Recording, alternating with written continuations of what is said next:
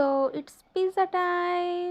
আজকে আমরা normal pizza বানাচ্ছি না, অ্যাকচুয়ালি এখন রাত মেবি 2টা বাজে। আমার অনেক খিদে লেগেছিল, দ্যাটস ওয়াই এই রাত্রেবেলা পিৎজা খাচ্ছি।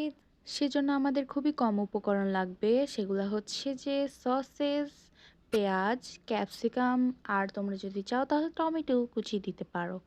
সো ভিডিওতেই দেখতে পাচ্ছ যে আমি নুডলসটা সিদ্ধ হওয়ার পরে একটা ফ্রাই প্যানে হালকা তেলের মধ্যে বিছিয়ে দিলাম। দেন ওইটাকে কম্বাইন করে রাখার জন্য আমি এখানে এগ ইউজ করলাম নিলাম। দেন আমাদের উপকরণগুলো দিয়ে দিলাম অ্যান্ড এটাকে 5 মিনিট এর জন্য আমরা ঢাকনা দিয়ে রেখে দিব।